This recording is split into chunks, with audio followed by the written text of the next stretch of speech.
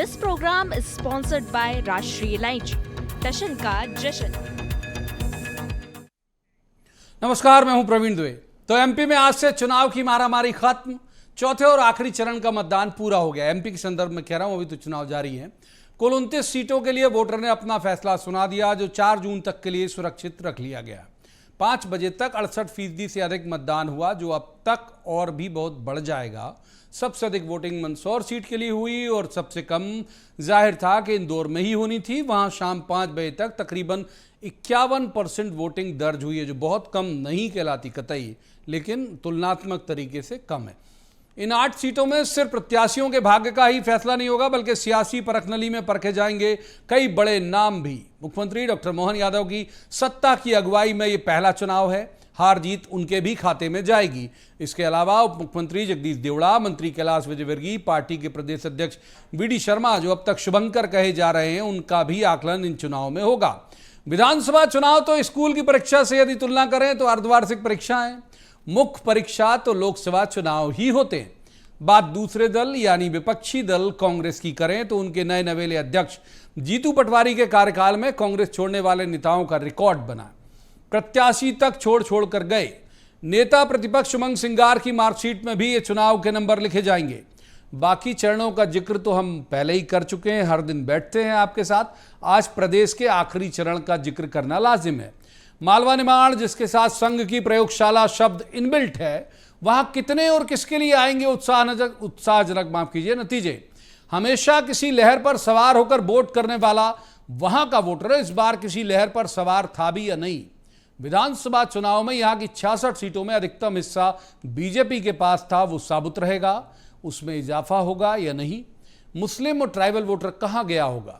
इंदौर, जो कांग्रेस के लिहाज से प्रत्याशी विहीन था, वहां जितनी वोटिंग हुई है, क्या सभी बीजेपी के उम्मीदवार के लिए हुई है या कांग्रेस की नोटा मुहिम का असर भी नतीजों के वक्त देखने को मिलेगा। बहुत ऐसे सवाल जिन्हें लेकर एक खास पैनल के पास जाएंगे और कहेंगे जवाब तो देना होगा। लेकिन आज दिन भर नेताओं ने क्या क्या बयान दिए, पहले आपको वो सुनवाते हैं, सुनिए। वातावरण बनाया है वो मोदीमय बना हुआ है। मोदी जी ने जनता के दिलों के अंदर इतनी गहरी पेड़ बना ली है कि हर हालत में हर एक बटन पे हाथ जा रहा तो मोदी के कमल के फूल पे जा रहा है। और इसी कारण से कांग्रेस ही घबराए हुए है, विपक्षी घबराए हुए हैं। मणिशंकर अय्यर पाकिस्तान परस्त मानसिकता से है और कांग्रेस ने जो जंग से कदम उठाया है वो कांग्रेस पाकिस्तान की मानसिकता से बाहर नहीं आ रही है। मुझे विश्वास है कि ये जो मतदान हुआ है, इस मतदान के अंतर्गत वोट शेयर बड़ी संख्या में भारतीय जनता पार्टी को मिलेगा। माननीय प्रधानमंत्री मोदी जी को तीसरी बार भारत का प्रधानमंत्री बनाने के लिए जो मध्य प्रदेश की जनता 29 की 29 सीटें जीत करके जनता का आशीर्वाद भारतीय जनता पार्टी को मिल रहा है और आज तक के इतिहास का मध्य प्रदेश का सर्वाधिक vote share Bharatiya Janata party को मिलेगा। लोग कांग्रेस को नकार चुके हैं, कांग्रेस के अपील को भी नकार चुके हैं और यहाँ नहीं सारे देश में। मैं दावे से कह रहा हूँ कांग्रेस की 50 सीट भी नहीं आएगी, नोट कर लीजिएगा, देश भर में। तो कांग्रेस को नकार चुके हैं, उनके नेताओं को नकार चुके हैं और नकारात्मक राजनीति को देश भी बर्दाश्त नहीं करता, शहर भी बर्दाश्त नहीं। और जहाँ जहाँ हम गए सब मतदाताओं की रुझान है कि अब की बार कांग्रेस को ही सांसद बनाने के लिए मतदाताओं में काफ़ी जोश है और मुझे उसको देखते हुए निश्चित ही कांग्रेस की शानदार जीत होगी, ये मैं मानता हूँ। राहुल गांधी ने कहा न्याय की गारंटी देंगे, न्याय मिलेगा, हर नागरिक को समान अधिकार मिलेगा, उनका मौलिक अधिकार का पूरा उपयोग कर सकते हैं। तो ये संविधान बदलना चाहते हैं लोग, तो इनकी मंशा क्लियर है कि देश में चाहे जनपद चुनाव हो, सरपंच चुनाव हो, चाहे जिला पंचायत चुनाव हो, चाहे मंडी चुनाव हो, चाहे विधानसभा का चुनाव, तो ये इस प्रकार से अगर तानाशाही करना चाहते हैं देश में तो आम व्यक्ति की आवाज़ बंद हो जाएगी। कांग्रेस बराबर की स्थिति में ये चुनाव परिणाम के बाद आपको पता चलेगा। आपको भी आत्मनिरीक्षण करना चाहिए कि लोकतंत्र को आप कहाँ ले जा रहे हैं। क्या इस लोकतंत्र का सही रास्ता यही है कि बाहुबलगिरी से हम उम्मीदवारों को इधर का उधर करते हैं? ये लोकतंत्र है। देखिए, ईमानदारी के चुनाव तो 12 सीट कांग्रेस जीतेगी। मध्य प्रदेश की बता रहा हूँ मैं, ईमानदारी का चुनाव शब्द वापर रहा हूँ। लोग बोलेंगे फिर मशीन पे आ गए, लेकिन हम तो देख रहे हैं कि जब जादू से गायब कर दिया जा रहा है कांग्रेस का उम्मीदवारी, तो मशीनों के जादूगर तो ये लोग हैं। तो उन मेहमानों का सबसे पहले मैं आपसे तारुफ करा दूं जिनके साथ हम इस चर्चा को आगे बढ़ाएंगे। स्टूडियो में हमारे साथ हैं अजय धवले, बीजेपी के विद्वान ऊर्जावान प्रवक्ता हैं। अजय जी का बहुत स्वागत। दूसरे मेहमान है स्वदेश शर्मा, एक कांग्रेस के विद्वान ऊर्जावान प्रवक्ता हैं। स्वदेश जी का बहुत बहुत स्वागत। तीसरे मेहमान है दिनेश गुप्ता, पत्रकारिता का बड़ा चर्चित चेहरा है, बहुत अच्छे राजनीतिक विश्लेषक हैं। दिनेश जी का भी बहुत बहुत स्वागत। शुरुआत करते हैं अजय जी से, स्टूडियो से ही। अजय जी, क्या कह रहा है ये पोलिंग परसेंटेज जो शुरू के 2 चरणों में बहुत उत्साहजनक नहीं था? देखिए प्रवीण जी, अगर हम बाय एंड लार्ज इस चुनाव का विश्लेषण करते हैं, मध्य प्रदेश की बात अगर लेते हैं तो 29 लोकसभा सीटों पर आज चुनाव संपन्न हो चुका है। एक प्रो पॉपुलर गवर्नमेंट को प्रो इनकम्बेंसी का वोट किस प्रकार से होता है? देखिए, चुनाव पहले तो इसलिए थोड़ा सा निरुत्साही था क्योंकि विपक्ष आपको कहीं पे भी नहीं दिख रहा था। लेकिन जिस प्रकार भारतीय जनता पार्टी ने, आदरणीय प्रधानमंत्री श्री नरेंद्र मोदी जी ने अपने रैलियों के माध्यम से, अपने संवादों के माध्यम से, इतने जो इंटरव्यूज दिए उनके माध्यम से, कांग्रेस का मैनिफेस्टो, कांग्रेस की तुष्टिकरण की राजनीति, किस प्रकार से मुस्लिम लीग से प्रेरित एक मैनिफेस्टो कांग्रेस लेके आई थी और जिसमें भी मुस्लिम माइनॉरिटीज के पर्सनल लॉ प्रोटेक्शन की बात कांग्रेस कर रही थी।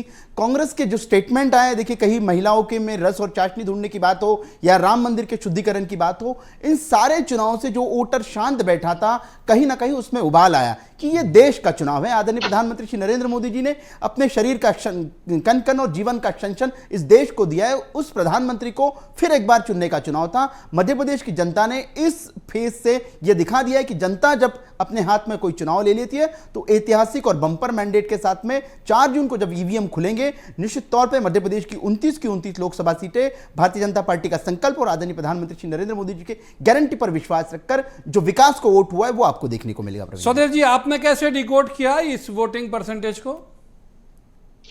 देखिए, वोटिंग परसेंट का तो मैं समझता हूँ आप विद्वान पत्रकार हैं और भली भांति समझते हैं। जहां वोटिंग परसेंट बढ़ता है तो बढ़ने के पीछे 2 कारण बहुत जबरदस्त होते हैं। एक तो दोनों प्रत्याशियों की व्यक्तिगत टीम, उनका ये कहना चाहिए जो ऑरा है, जो उनका एक क्राइटेरिया है, जो उनका संबंध है लोगों से, उन सबका सक्रिय हो जाना। दूसरा दलों की बात आती है। दलों में सारे लोग अगर सक्रिय है तो परसेंट निश्चित बढ़ता है। जैसे कांग्रेस ने वन बूटा के फार्मूले पर काम किया तो आपने देखा होगा केंद्रीय मंत्री अमित शाह ने कहा था कि हमें कांग्रेस के बूथ को कमजोर करना है। तो इसका मतलब शुद्ध है कि कांग्रेस का बूथ मजबूत था, तभी तो कमजोर करने की बात माननीय अमित शाह जी ने कही है। तो रहा सवाल इस बात का कि परसेंट बढ़ना चाहिए। हमने इसकी लगातार अपील की और माननीय जीतू पटवारी जी ने सबको निर्देशित किया। वन बूटे के साथ साथ बीएलए भी, हमारे मंडल सेक्टर, सारे लोग वार्ड अध्यक्ष तक सक्रिय रहे और कोशिश ये करें कि भारतीय जनता पार्टी का देवतुल्य कार्यकर्ता घर बैठ चुका है, आयत लोगों से भाजपा भर चुकी है। ऐसे में आपको सक्रिय रहना है और मत प्रतिशत बढ़ाने की कोशिश करना है। कांग्रेस के समर्थन में जितना ज्यादा वोट हो सके डलवाने की कोशिश करना है, क्योंकि मुद्दे बहुत जबरदस्त है। बेरोजगारी सबसे बड़ा मुद्दा है, महंगाई उससे बड़ा मुद्दा है, किसानों की समस्या उससे भी बड़ा मुद्दा है। इन सब की गारंटियां लगातार कांग्रेस ने दी है और कांग्रेस ने भी कहा है कि प्रत्येक महिला को प्रति माह 8,500 रुपए पूरे देश में दिए जाएंगे।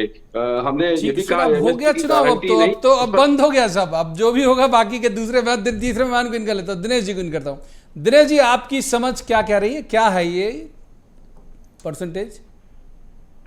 नहीं, देखिए, परसेंटेज तो बहुत सारी चीजें हैं इसमें। केवल एक ये मानना कि भारतीय जनता पार्टी ने कोशिश की तो उसके कारण हो गया, वोट परसेंटेज पहले दूसरे चरण में कम था तो इसलिए बढ़ाने की कवायद हुई। देखिए, जो मुद्दे हैं, भारतीय जनता पार्टी अपने हिसाब से मुद्दों का आकलन करेगी, कांग्रेस अपने हिसाब से करेगी। लेकिन जो सबसे बड़ी चीज है, एक रिजर्वेशन का जो मुद्दा है प्रवीण जी, वो भी कहीं ना कहीं एक अंडर करंट मुद्दा है। और हम जिस इलाके में चौथे चरण में वोटिंग देख रहे हैं उसमें 5 सीटें रिजर्व कैटेगरी की है, 3 एसटी हैं, 2 एससी हैं और इसके अलावा पूरे इलाके में आप देखिए कि आदिवासी वोटर है। तो कहीं ना कहीं उसका मुद्दा तो हो गई, एक उसी से जुड़ा हुआ मुद्दा ये है, आदिवासियों का रिजर्वेशन हो चाहे एससी का रिजर्वेशन हो, इन्हीं से जुड़े हुए ये मुद्दे हैं। तो इसका भी कहीं ना कहीं ये जो परसेंटेज है थोड़ा बहुत जो हम देख रहे हैं कि फर्स्ट सेकंड फेज में नहीं था, जो आपको लास्ट फेज में दिखाई दे रहा है। तो इसकी वजह जो मुझे लगती है कि रिजर्वेशन का एक मुद्दा है। दूसरा, जो पोलराइजेशन पॉलिटिक्स की कोशिश हुई कि पोलराइजेशन किया जाए मामले का, वो भी एक मुद्दा इसमें होगा। ये 2 ऐसी चीजें हैं जो मानव निर्माण में बहुत महत्वपूर्ण है। जो आप कह रहे थे ना कि संघ की प्रयोगशाला, ये प्रयोगशाला से ही जुड़े मुद्दे हैं दोनों, आरक्षण भी और पोलराइजेशन भी।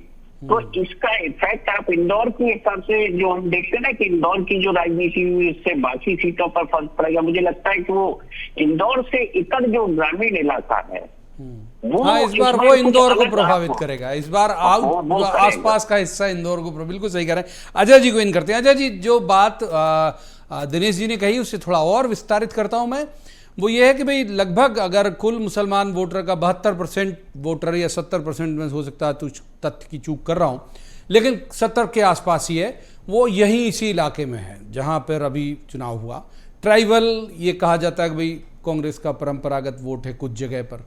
ये कुछ ऐसा आपको नहीं लगता जो दिनेश जी भी इसी तरह का आकलन कर रहे हैं?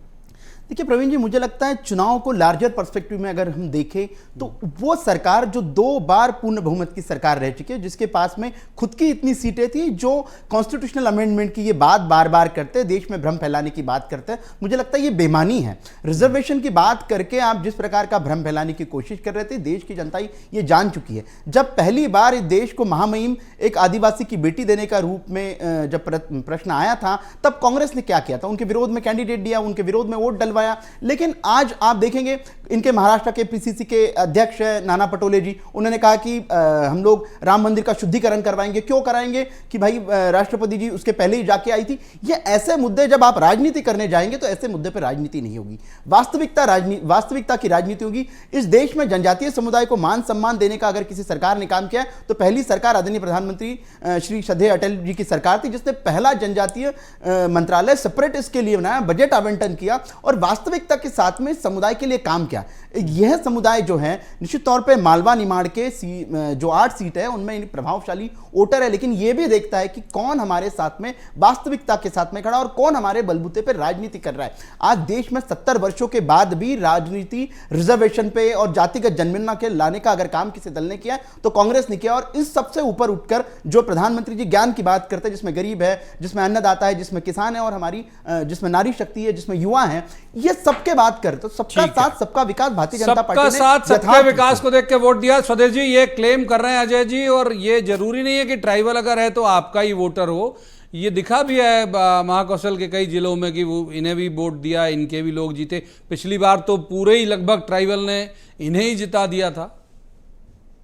प्रवीण जी, विधानसभा का चुनाव और लोकसभा के चुनाव में बड़ा फर्क है। 2019 को ना देखें, 2019 में जिस तरह से उन्होंने राजनीति की थी वो सब देश को पता है, उस पर जाऊंगा तो समय कम पड़ जाएगा। लेकिन आज की मैं बात करता हूं, इन्होंने आदिवासियों का कितना सम्मान किया, ये हमें उस समय भी देखने को मिला। तो आदिवासी युवा के चेहरे पर पेशाब करना हमें उस समय देखने को मिला जब एक आदिवासी युवा को घसीट कर उसके प्राण ले लेना हमें जब देखने को मिला, तब 10 फुट गहरे गड्ढे में गाड़ देना, उसके बाद भी कार्रवाई न होना हमने तब देखा। महामहिम राष्ट्रपति आदिवासी वर्ग की महिला बनने के बाद जब क्या उनको जो नवाजा गया है भारत रत्न से आडवाणी जी को, उस समय उनके घर पहुंचे तो प्रधानमंत्री जी बैठे थे, राष्ट्रपति महोदया खड़ी थी। इसका घोर अपमान, मतलब प्रोटोकॉल को भी नहीं निभाया उन्होंने, वहां अपमान किया। उन्होंने ये जता दिया कि हमने तुमको बना दिया तो तुम खड़ी रहो। कुल मिला के आदिवासियों का लगातार अपमान किया, लगातार निरादर किया, उनकी महिलाओं के साथ अत्याचार मध्य प्रदेश में चरम पर हुए। ये कैसे उनके साथ हो सकते हैं? और ये चुनाव तो बेरोजगारी पर था, ये जो महंगाई पर था। मैं समझता हूं इन सब मुद्दों के सामने, और किसानों का जो मुद्दा है, 700 किसानों ने शहादत दी अपनी मांगों के लिए। यही प्रधानमंत्री जी थे 2018 में बोल रहे थे हम एमएसपी की गारंटी देंगे। तीसरे मेहमान को करता हूं, स्वदेश जी आऊंगा, वक्त है अभी हमारे पास। तीसरे मेहमान को करते हैं दिनेश गुप्ता, ये हमारे साथ है। दिनेश जी, ये आपको लगता है कि जो भी एजेंडे रहे होंगे गवर्नमेंट के खिलाफ, बीजेपी के खिलाफ, उससे ठीक से प्रोजेक्ट कर पाई कांग्रेस, माफ कीजिए, या फिर अगर जो भी वोट पड़ेगा कांग्रेस का वो प्रयास कम और फिक्स वोट बैंक ज्यादा होगा?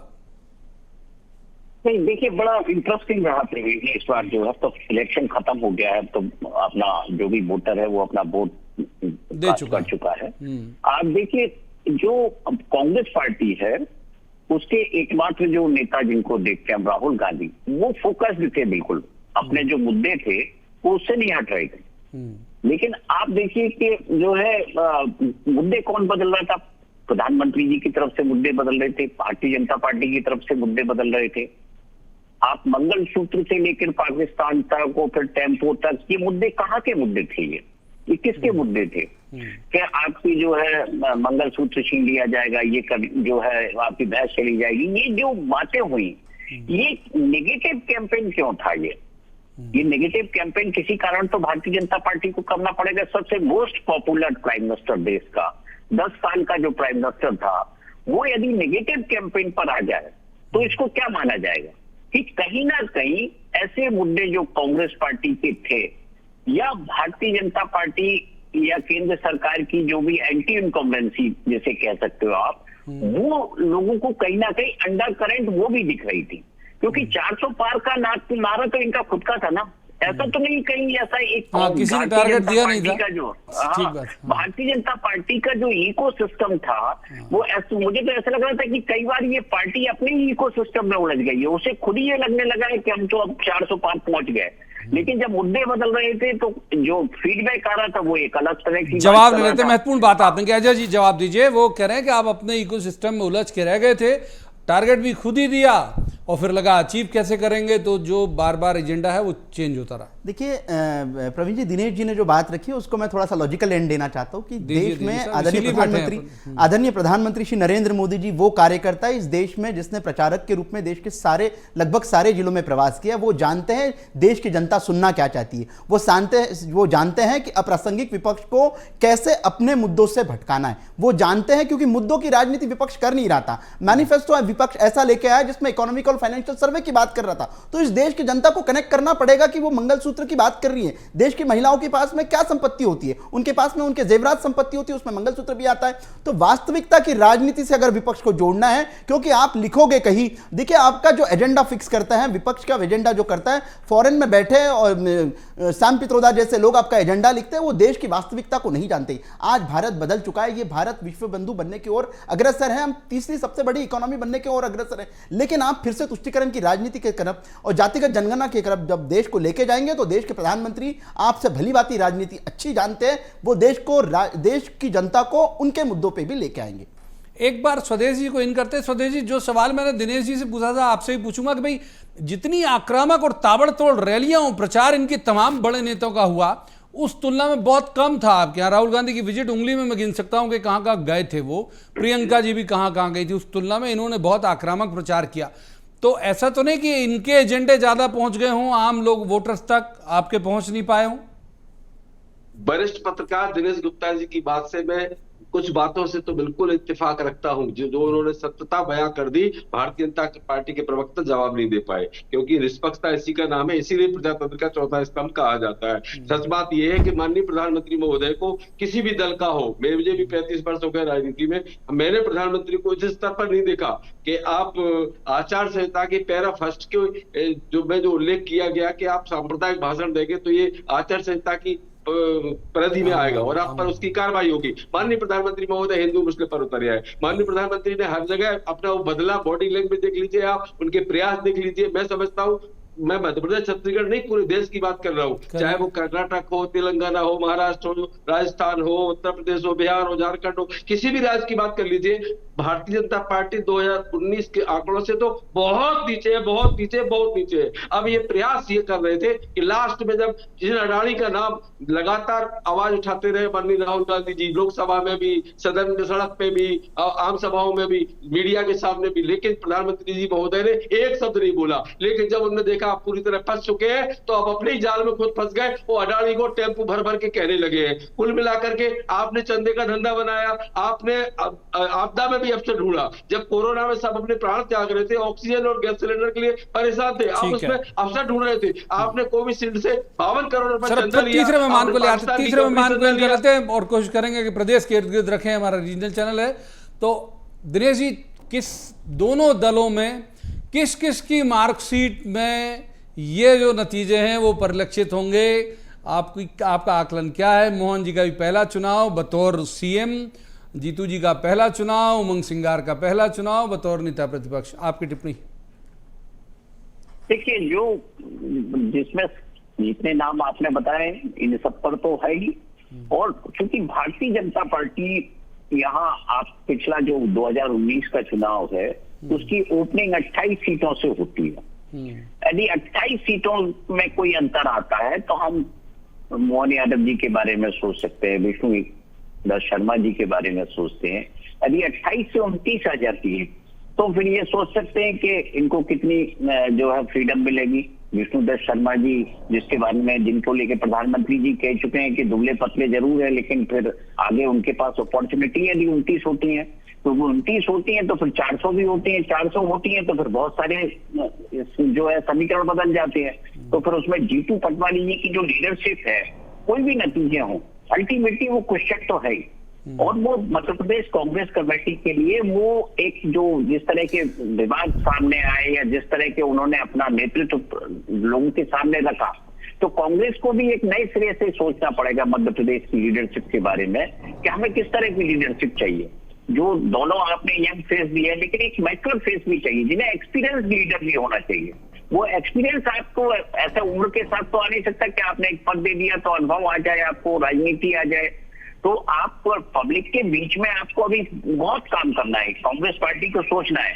यदि हम 24 के इलेक्शन में ये देखें कि कांग्रेस पार्टी यदि सत्ता में नहीं आ पाई, तो फिर 29 के हिसाब से उसकी तैयारी कैसी होगी, उसके पास लीडरशिप है कि नहीं है, या 29 के बाद ये प्रदेश जो है 24 के बाद फिर वो कांग्रेस मुक्त प्रदेश हो जाएगा क्या?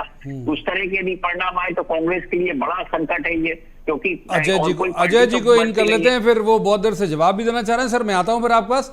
अजय जी, जो दिनेश जी का आकलन है जिन सब चीज़ों को लेके, आप सहमत हैं कि कुछ मार्कशीट में भी एड ऑन होगा, ये नतीजे जो आएंगे वो नहीं? लोकल लीडरशिप समग्र रूप से अगर देखें प्रवीण जी, तो चुनाव भारतीय जनता पार्टी का कार्यकर्ता लड़ता है। हमारे प्रदेश अध्यक्ष भी एक संगठन के कार्यकर्ता है, मुख्यमंत्री भी एक संगठन के कार्यकर्ता है, और आदरणीय प्रधानमंत्री श्री नरेंद्र मोदी ने सभी को, देखेंगे आप सारी रैलियों में मध्य प्रदेश के संगठन को सराहा है, क्योंकि मध्य प्रदेश का एक संगठन देश का इकलौता ऐसा संगठन है जो 24/7 साल के 365 दिन संगठन के लिए सेवा भाव से, समर्पण भाव से काम करते रहता है। निश्चित रूप से विधानसभा का जो 2023 का चुनाव है, सभी राजनीतिक पंडित या मीडिया हाउसेस हो, सारे के सारे लोग ये कहते थे कि भारतीय जनता पार्टी की सरकार नहीं आएगी, लेकिन हमारे कार्यकर्ताओं ने अपने परिश्रम की पराकाष्ठा की और आज आप ऐतिहासिक परिणाम देख रहे हैं। वहीं मध्य प्रदेश ने 2024 के भी लोकसभा चुनाव में वही तासीर लिखी है। हमारे कार्यकर्ताओं ने मेहनत की है, प्रधानमंत्री जी की गारंटी जमीन पर उतरी है, भाजपा का संकल्प पत्र जमीन पर उतरा है, और ये ऐतिहासिक मैंडेट जब आएगा। मेहमान जो आप लाते जा रहे थे वो तुरंत भाजपाई हुए नहीं होंगे ना साहब, 1-2 दिन में, एक आध हफ्ते में, 10 दिन में? देखिए, भाजपा एक विचारों का दल है। यहाँ लोग आएंगे, वो विचार को बड़ा करेंगे,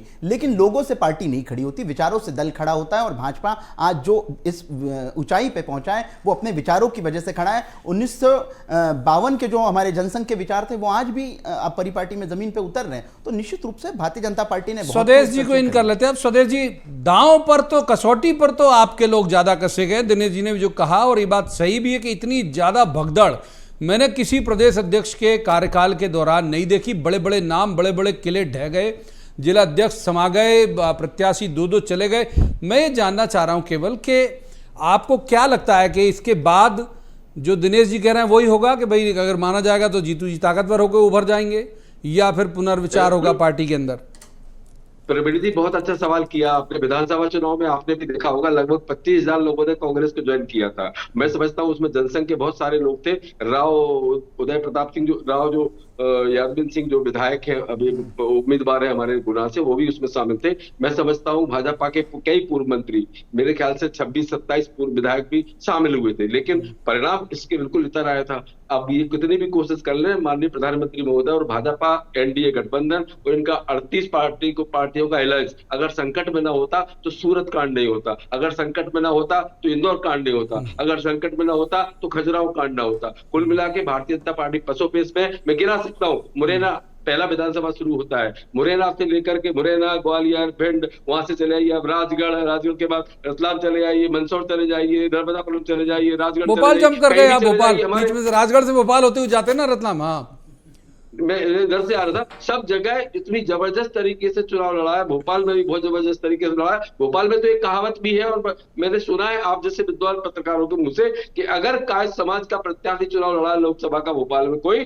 तो आज तक किसी भी दल का वो हारा नहीं है। तो भैया ये कांग्रेस का कैसे हार जाएगा? कांग्रेस का भी जीतना है। मैं समझता हूँ भारतीय जनता पार्टी का नेतृत्व कार्यकर्ता घर बैठा रहा, और इन्हें आए तो लोगों से पार्टी को भर लिया। इनने उसमें आपने देखा होगा, भूपेंद्र सिंह जी ने कहा अपने कार्यकर्ताओं से कि भाई तुमको 15-20 साल में कुछ नहीं मिला तो इनको क्या मिलेगा? कुल मिला के आप करते दिनेश जी कर लेते हैं। दिनेश जी, नए मेहमान जो यहाँ आए, यहाँ गए, यहाँ से गए, ये सब जाहिर बात है कि भाई उतनी जल्दी आत्मसात हुए नहीं होंगे, दूध में पानी की तरह तो मिलते नहीं है ये नए नए मेहमान। ये तो इनका कुछ का तो स्वभाव नींबू जैसा होता है, दूध फाड़ देने जैसा। इनसे क्या प्रभाव पड़ा होगा वोटर के मन में, एक। और दूसरा, ये जो कैंपेन इंदौर का जिक्र किया अभी स्वदेश जी ने, जो कैंपेन चला था नोटा वोटा वाला, ये जो परसेंटेज है ये तो बताते हैं कि बहुत ज्यादा ऐसा असर किया नहीं। नहीं, देखिए, जो नोटा का असर है कि नहीं है प्रवीण जी, वो तो अपने को इलेक्शन का जब रिजल्ट आएगा तब होगा, क्योंकि नोटा को वोट देने तो लोग पोलिंग स्टेशन पर नहीं गए होंगे, क्योंकि मुझे लगता है कि उन्होंने जो वोट दिया होगा कुछ हजार वोट जरूर नोटा पे पड़ जाएंगे, लाखों में ये संख्या होगी नहीं। लेकिन जो दूसरे जो स्थितियां हैं वहां, तो वहां जो पार्टी के भीतर हम देख रहे हैं, कांग्रेस हो या भारतीय जनता पार्टी हो, उनकी जो रणनीति है कांग्रेस पार्टी की, वो तो कुछ दिखी नहीं हमको। कहीं कोई किसी भी तरह का, ना तो लोगों के पास कैंपेन करने वाले लोग थे और ना कैंडिडेट को पता था कि इनको करना क्या है। वो तो एक कैंडिडेट खड़े हो गए और लड़ लिया चुनाव। भारतीय जनता पार्टी जिस तरह से चुनाव लड़ी, उसमें जिस तरह से मेहमानों को उन्होंने बुलाया, जिनको मेहमान जब हम कहते हैं तो वो स्थायी नहीं होते प्रवीण जी, क्योंकि मेहमान तो मेहमान है, जाने के लिए होते हैं। ठीक बात है, दीदी तुम कब जाओगे। भारतीय जनता पार्टी में वो मिक्सअप भी नहीं हो पाएंगे। आप देखिए, हर व्यक्ति का एक स्वभाव होता है, कांग्रेस उस तरह की पार्टी नहीं है कि जिसमें लोग, दिनेश जी माफ कीजिए, रोकना पड़ेगा मुझे, आपको वक्त इजाजत नहीं देता इससे ज्यादा चर्चा की। बहुत बहुत शुक्रिया तीनों मेहमानों का इस चर्चा में शामिल होने के लिए। अब ये जो आज चौथे चरण का और आखिरी चरण एमपी के लिहाज से जो आखिरी चरण का वोटिंग हुई है, ये किसे फायदा पहुंचाएगी, किसे नुकसान, ये 4 जून को पता चलेगा। हम आज ये कह सकते हैं, जो वोटिंग के परसेंटेज अभी तक आए, अभी भी मैं कह दूं कि फाइनल आंकड़े नहीं है, चुनाव आयोग फाइनल जारी करेगा, वो कम से कम लोकतंत्र को तो जरूर जिता रहे हैं। किस दल को जिताएंगे ये बाद में पता चलेगा। आज की इस चर्चा में इतना ही। कल किसी खास मसले पर खास पैनल के साथ बैठकर कहेंगे जवाब तो देना होगा। आप देखते रहिए तब तक BSTV।